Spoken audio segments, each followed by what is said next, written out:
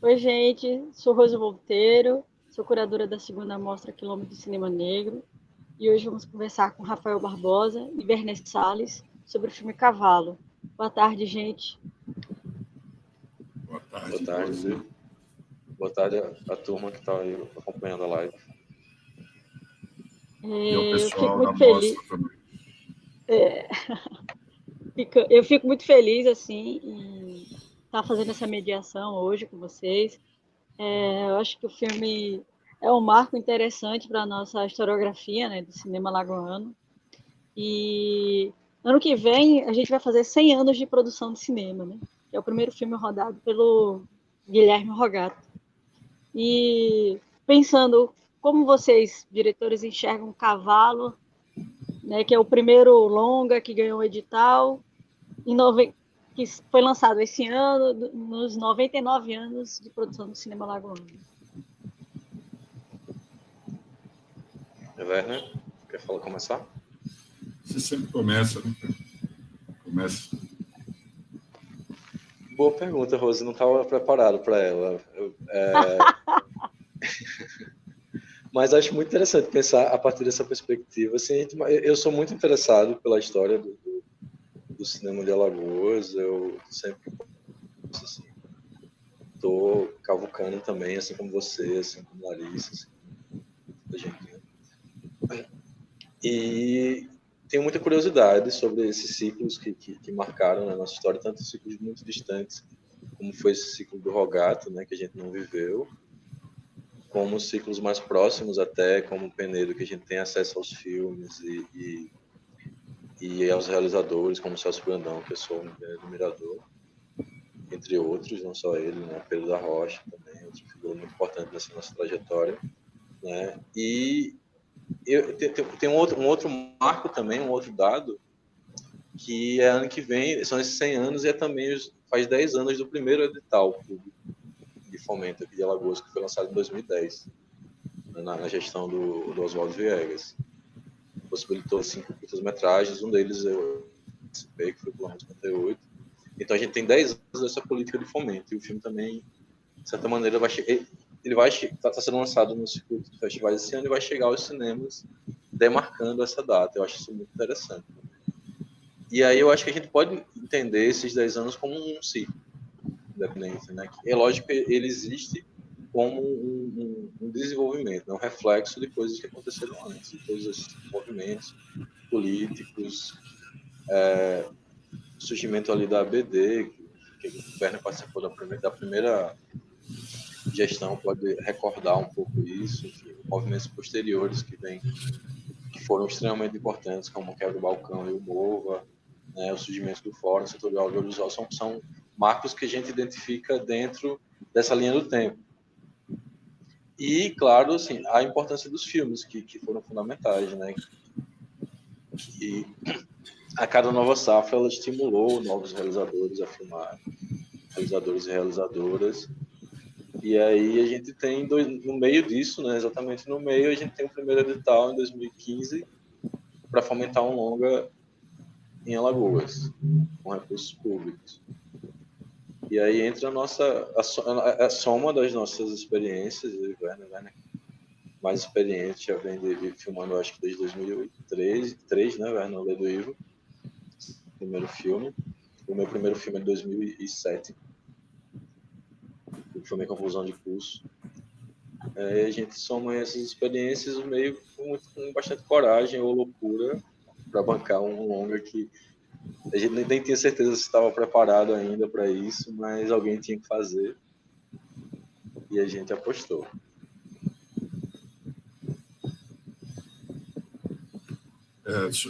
Sua pergunta é bem interessante, porque para fazer essa retrospectiva, porque eu acho realmente que cada passo dado, ele inspira outros passos, né, a seguir. Eu lembro que quando eu quis começar a trabalhar com audiovisual, eu trabalhei estimulado pelo que eu estava vendo de produção local, que era um momento meio escasso, mas eu cheguei a ver um filme do Almir Guilhermino ainda, ele lançando no Cinearte. Pedro da Rocha, eu tinha feito uma mostra de cinema primeira mostra de vídeos alagoanos. Eu nem sei que ano é isso, mas deve ser muito tempo atrás. Foi aí que eu tive acesso a alguns realizadores. E depois eu vi um filme do Hermano Figueiredo no Festival de Recife. E quando falaram lá que, apesar dele não ser alagoano, mas que era um filme alagoano, apesar do filme ser sobre São Luís, que era São Luís Caleidoscópio, eu falei assim, pô, o cara fez um filme lá em Alagoas, de Alagoas, está aqui, e aquilo me estimulou a fazer. Eu falei, eu quero fazer cinema, um dia eu quero estar passando um filme aqui. Curiosamente, anos depois eu estava no Festival de Pernambuco, no filme do Rafael, quilômetro 58, que eu fui montador.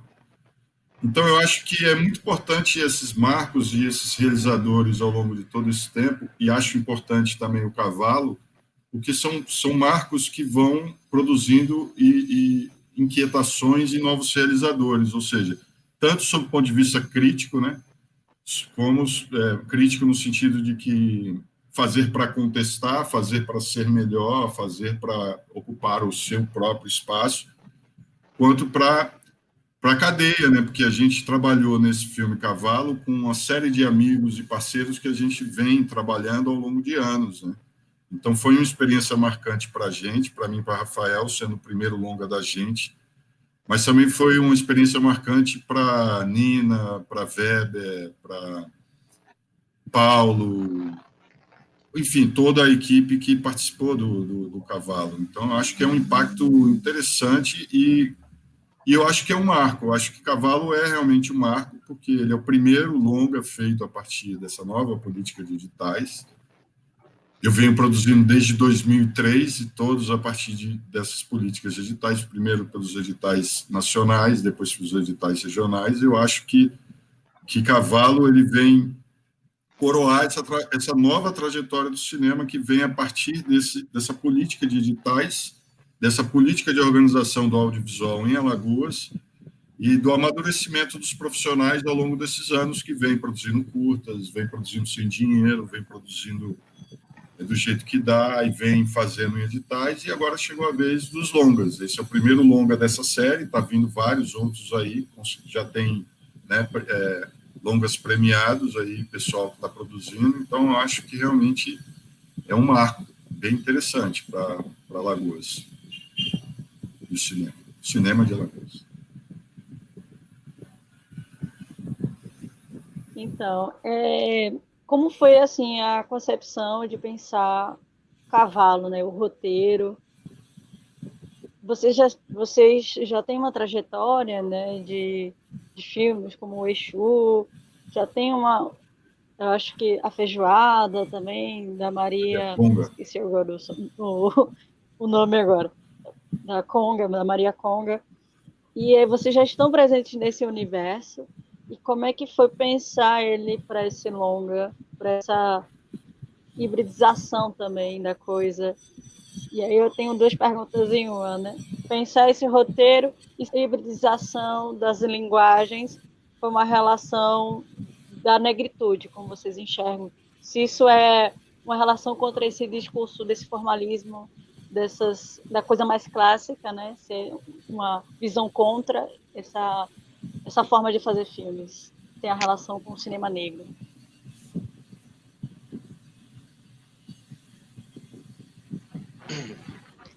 Bom, como surge, né, a concepção do filme vem a partir dessa primeira experiência que nós tivemos com a cultura e as religiões de matriz africana, que não tinham uma aproximação até então. Então, no meu caso, né, quando o Werner me convida para produzir o Exu, e eu inicio um processo de pesquisa nos terreiros, nas casas, em Maceió e em Pernambuco também, que a gente filmou.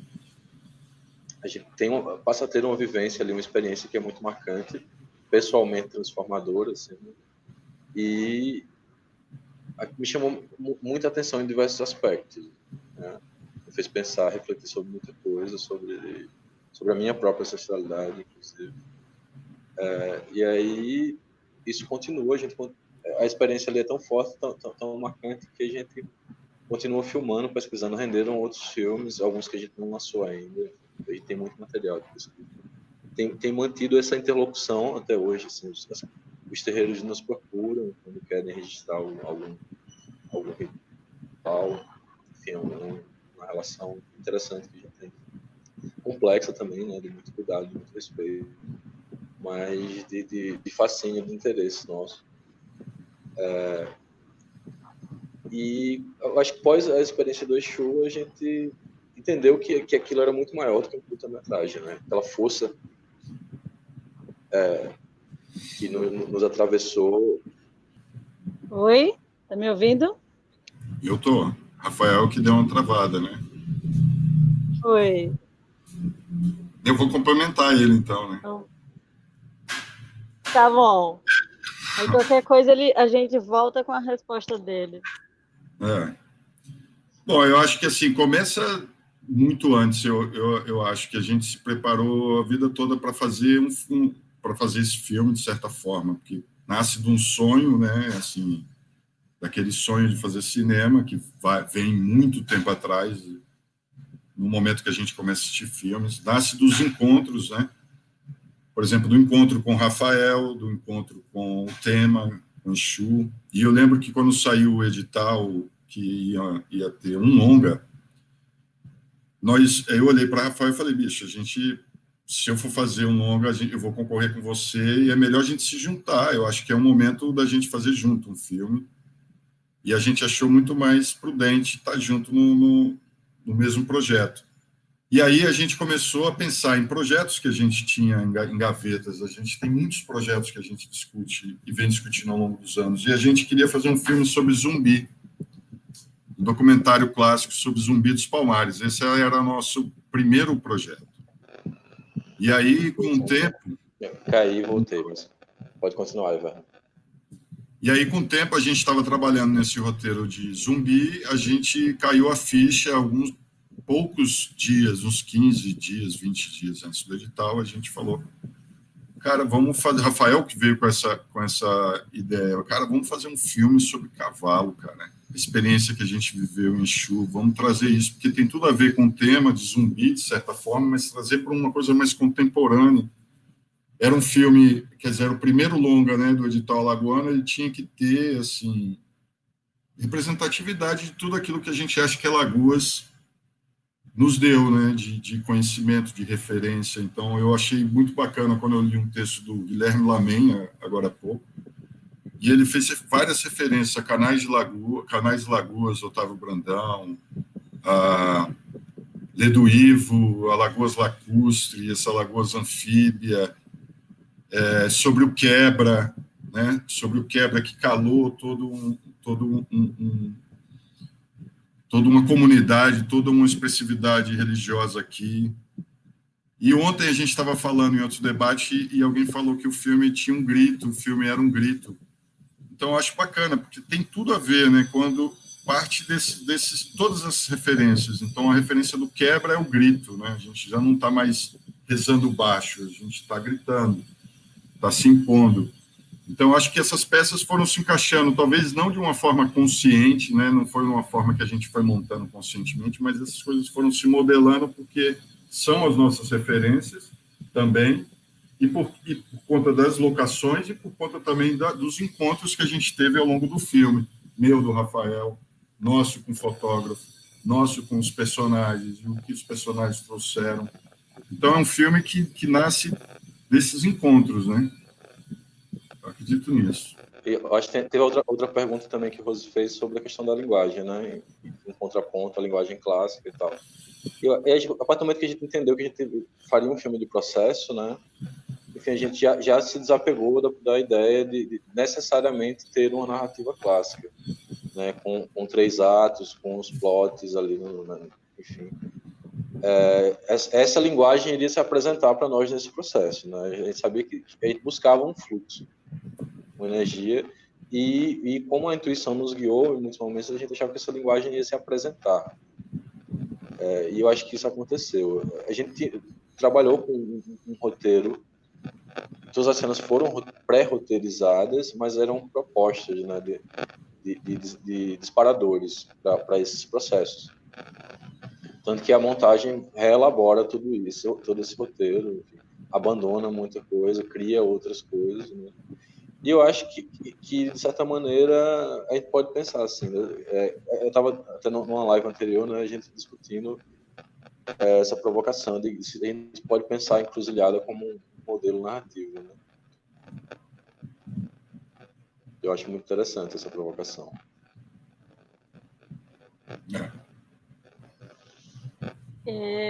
Como é que, para vocês, né, a gente tem esses aspectos de filmar o sagrado, né?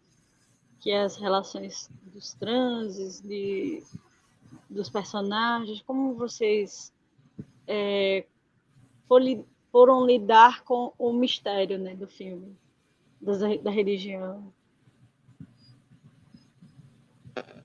Tem uma coisa que é muito importante para mim em Cavalo, que é uma busca assim, de tentar traduzir com a imagem o sentimento que eu vivi nessa experiência, nessa vivência, que muitas vezes a câmera não consegue registrar, né?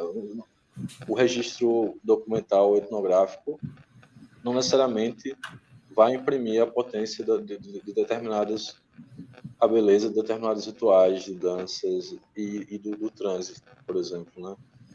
E como é que você transforma esse cinema de maneira a fazer as pessoas sentirem aquilo que eu estava sentindo. Assim, isso foi uma busca do processo de construção da linguagem do filme, né?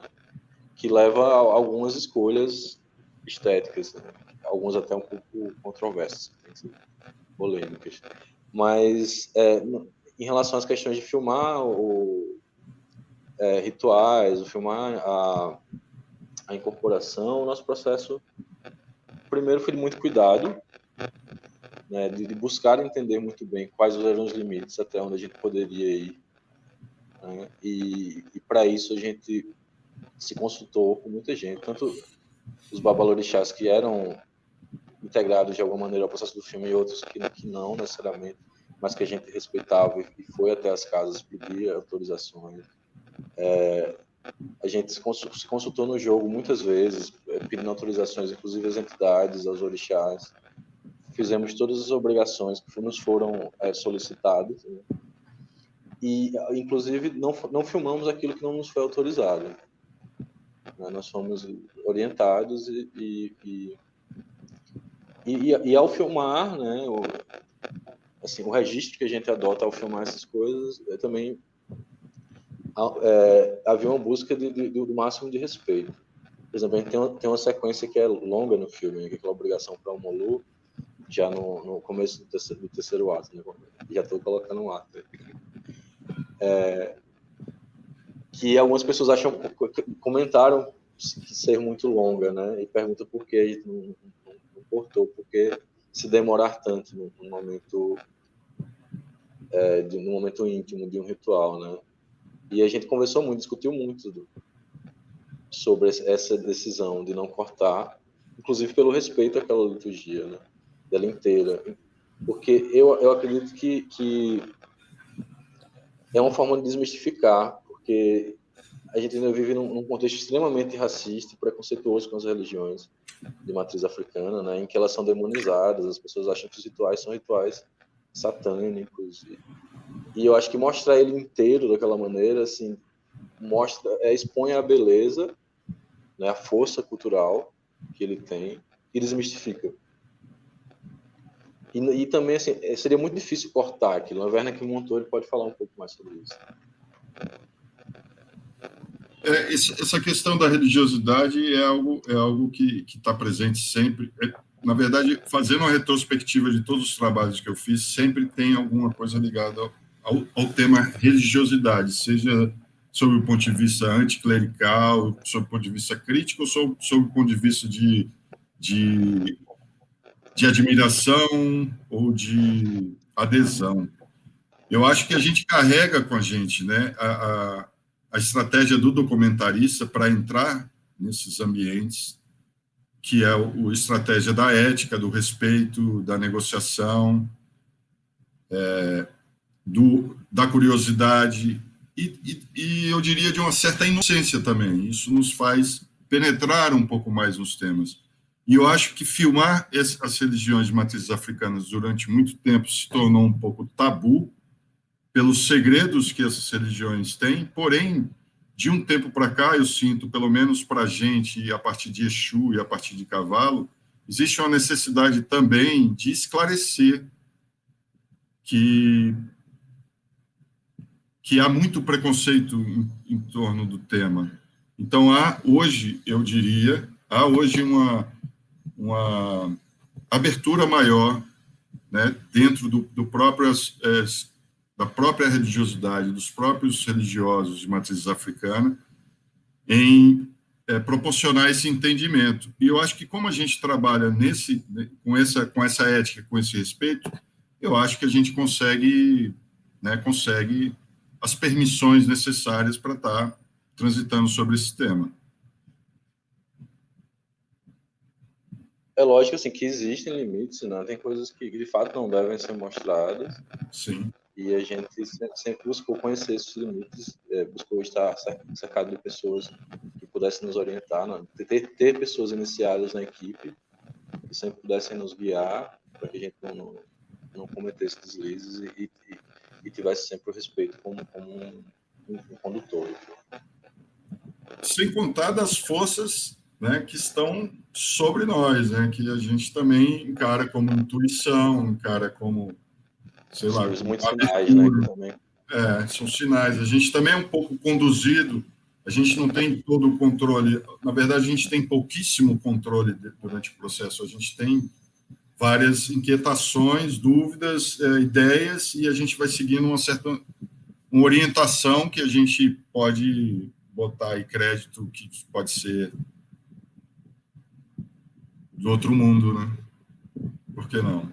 Também. Do imponderável, né? O imponderável. O filme tem muitos imponderáveis. Cavalo é cheio disso em todos os momentos.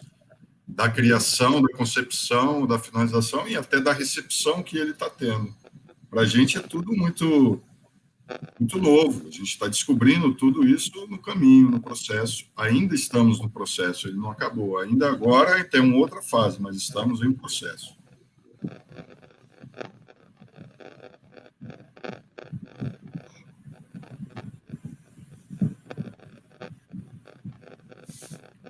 Que é interessante também, né? O cavalo através dos tempos, né? A gente tem o tempo do mangue, tem o tempo da criação e você tem o tempo da vida moderna, dos jovens do filme, né, dos protagonistas. E como é que condensar e lidar com esses tempos tão diferentes para você ter essa linguagem própria na montagem? Qual foi o desafio para conseguir lidar com essas questões temporais? Né? Porque você tem o tempo da natureza, o tempo da criação, né, das pessoas por Nanã, né? Então, e aí você tem o tempo do dia a dia, o tempo da feira, o tempo da dança, da performance. Legal sua pergunta. Eu acho que desde de Exu que a gente tenta fazer algo que ligue a ancestralidade e os símbolos ancestrais e, ao mesmo tempo, o contemporâneo, né? Mostrar como esses símbolos ancestrais, como essa mitologia milenar, secular, está presente na contemporaneidade. Então, eu acho que a gente tentou fazer com que esses mitos conversassem, né? É o mito ancestral e o corpo contemporâneo em embate com esses conflitos que são os conflitos da natureza, os conflitos do espírito, os conflitos da alma, os conflitos sociais. Então, eu acho que desde Exu que a gente tenta dar uma visão, eu não diria pop, né? Mas tenta trazer para o contemporâneo a pesquisa, que é uma pesquisa de séculos, né? Uma pesquisa milenar, né? Que são símbolos que estão aí da natureza antes da gente chegar aqui até, né? Antes de ter humanidade. Então, como tratar desses símbolos, dos elementos da natureza e, ao mesmo tempo, estar lidando com o nosso universo? É porque eles estão presentes hoje também, né? Estão muito presentes hoje, em cada um de nós. E no filme a gente tentou fazer esse paralelo entre a mitologia, entre a performance, entre a alegoria e entre o real também, o dia a dia. Eu acho que também a gente pode falar, assim, a partir dessa sua leitura, Rose, de algumas estratégias que a gente utilizou no processo também, de certa maneira, ajudam a imprimir alguns desses tempos, né? que, como você mesmo falou, assim, muitos vêm são diferentes uns dos outros e cada personagem traz o seu ritmo, né, seja no seu cotidiano, seja na forma de criação da sua performance. Mas a gente teve uma estratégia de filmar muito plano sequência, né? Deixar que as coisas se desenrolassem sem muita intervenção, estando ali preparados para filmar e filmando, né? Seja um plano sequência fixo, em que a câmera está ali parada e as coisas acontecem diante dela, seja um plano em que a câmera acompanha os personagens, enfim. Então, acho que tem essa estratégia do plano de sequência, a estratégia dos silêncios também, que a gente muitas vezes encontrou o silêncio no objeto e preservou ele, né? Mas eu acho sim que teve um desafio de montagem para equilibrar, né, isso de uma maneira homogênea e uma coragem de bancar algumas sequências muito longas que podem afastar uma parte do público, né? Nem todo mundo lida bem com filmes que são mais contemplativos, apesar de achar que eu acho que o filme tem um ritmo forte, em alguns momentos ele é um filme musical, né, também, então ele mexe muito com os sentidos,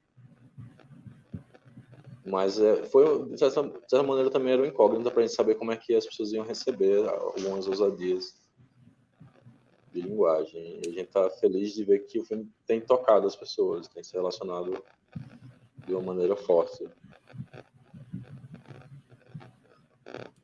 E a dialética é a origem da montagem, né? O conflito das imagens, né? Os contrastes, né? Então, na verdade, é uma ferramenta muito boa quando você tem na montagem esses universos, né? Que se diversificam, que se entram do lento e do rápido, do escuro e do claro, os contrastes que o filme traz da natureza e da cidade, né? Como você colocou aí algumas. Eu acho que isso está na essência da montagem, o conflito, a dialética, os contrastes. As naturezas de movimentos distintos, né? O filme tem muitos movimentos e esses movimentos são... Isso é um grande contraste, né? Porque a gente tem hora que a câmera está fixa, parada, e tem hora que a câmera está em movimento tremido. Então, esses contrastes também dão um ritmo às múltiplas camadas e leituras que o filme tenta tratar, né? Tenta transpassar, né?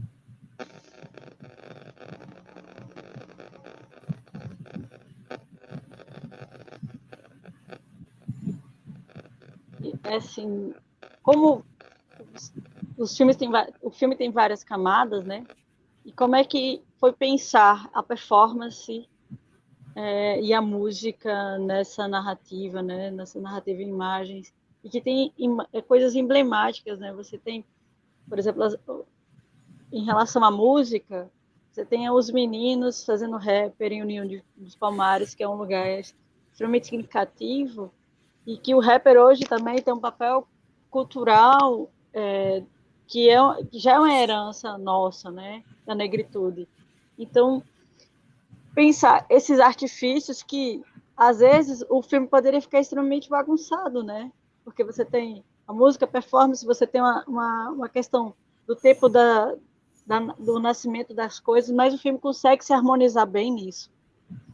Então, para vocês, como foi lidar com tentar conectar, né, a música, performance e a questão documental na perspectiva da narrativa, né?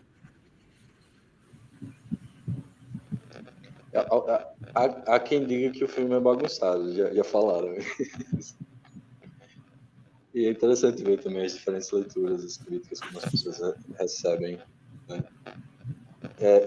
Tem uma leitura muito interessante que o Danilo Marques, que é um pesquisador lagoano, fez do filme, né?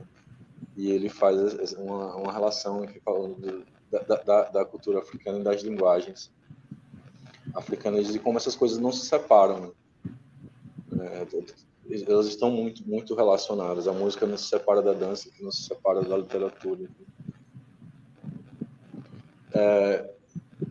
Eu não sei se a gente sentiu tanto uma preocupação, assim, um receio, né, em relação a isso. Porque, de certa maneira, também a gente via uma naturalidade, como se aqueles objetos estivessem o corpo atravessa tudo isso, né? O corpo que dá voz a essa música, que dá sentido a essas interpretações do rap. O Elvis, por exemplo, que é o rapper lá de União dos Palmares, ele também é dançarino, né? Ele traz também a dança afro, e não só a dança afro, ele pratica a dança afro, mas também é um b-boy, pratica a dança de rua, né? E ele consegue misturar essas duas coisas de uma maneira muito interessante e complementa isso com o discurso da música, que eu acho que se relaciona muito também com o que a Sarah traz para o filme, com o discurso dela muito político do corpo e da fala, né? Enfim, o Werner quer falar um pouco sobre isso?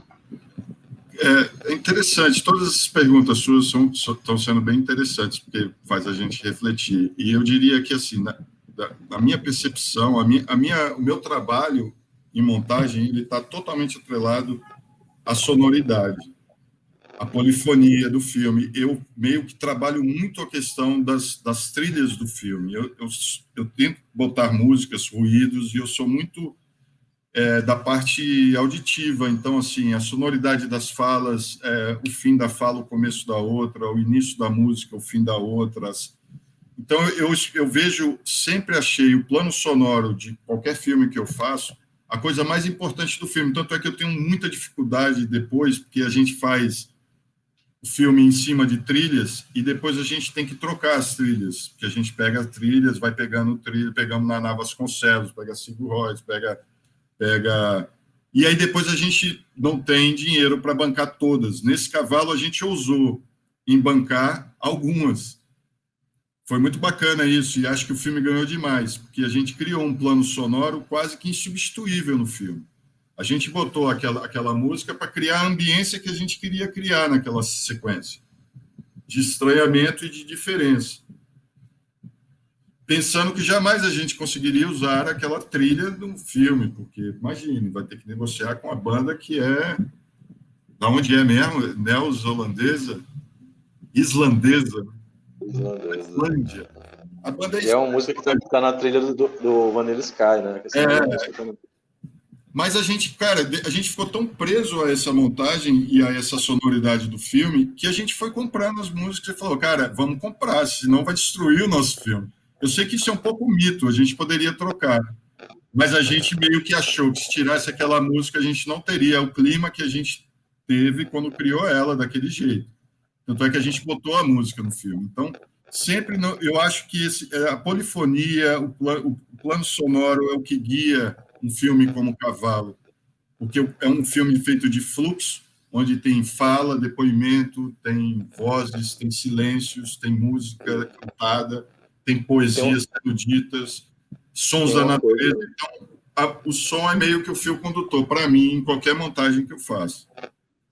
E tem uma coisa também relacionada ao rap no filme que, assim, essas últimas vezes que eu vi, eu fiquei pensando nisso, de como ele passa a ter um papel quase de narrador também, de comentar a narrativa, né? Porque tem coisas que são ditas na letra das músicas do Elvis que quase que explicam o filme de alguma maneira, né? O filme que não é muito verbal, e aí no rap ele é traduzido de alguma maneira. Seja nas músicas do Elvis, do Terroristas Verbais, né, que é o grupo dele, seja até na música do Backstreet do Blues no final também, que eu acho que ela consegue ser uma síntese interessante do...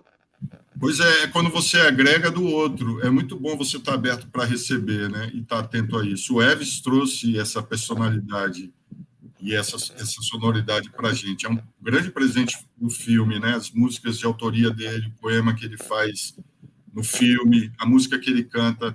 Então, assim, a gente tinha esse diamante ali para trabalhar, né? A gente gravou duas, e acho que a gente botou as duas músicas que a gente gravou com ele, né? Quase 100% de utilização. E o Baco é aquele tipo de música que a gente, até como o Exu termina com a música do Nação Zumbi, né? É o tipo de música que a gente bota ali, vai ser a música do fim, a gente não consegue mais tirar, e vai passando a montagem, meses, e aquela música é tão familiar que se tirar, o filme se desmonta. Então a gente foi atrás também dessa música, e acho que foi um grande acerto. Essa música representa muito, como o Rafael falou, fala sobre o filme. Como aquela música do Nação Zumbi fala sobre Exu. Eu lembro que eu estava conversando com a Nina, ela achou que aquela música era sobre Exu. Falei, não tem nenhuma referência que aquela música é sobre Exu, mas quando eu escutei, eu achei que era totalmente ligado a Exu. Um dia eu ainda vou perguntar para o Jorge do Peixe se aquela música tem alguma referência a Exu, porque ela ficou redonda na explicação.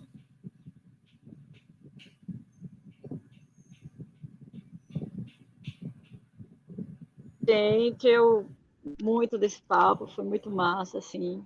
A gente trocou várias ideias. Gostaria que vocês fizessem suas considerações, convidar a galera a assistir o filme de vocês.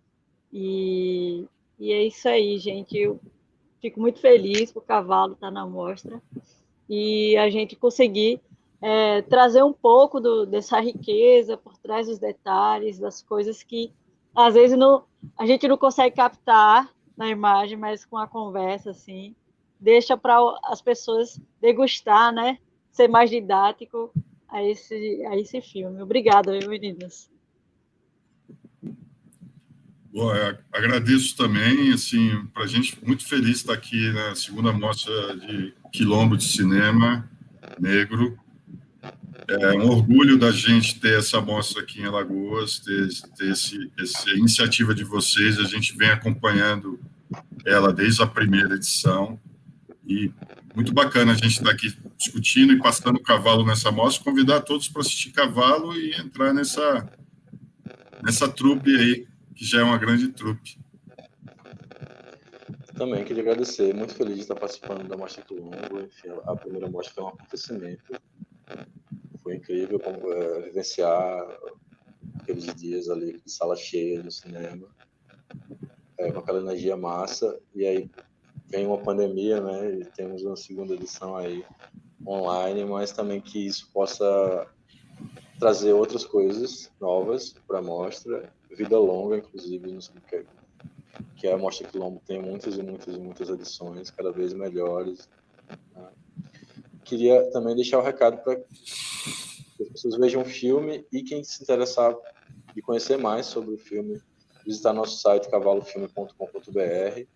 Tem alguns conteúdos exclusivos lá, inclusive entrevistas com o elenco inteiro. E a nossa agenda de exibições está atualizada lá. Né? E que indique um filme, só quem gostar do filme, por favor, indique para outras pessoas, porque ele vai passar o mês de novembro quase em cartaz, em 7 festivais diferentes, então é uma grande oportunidade para ver e mostrar o filme. E é isso, muito obrigado.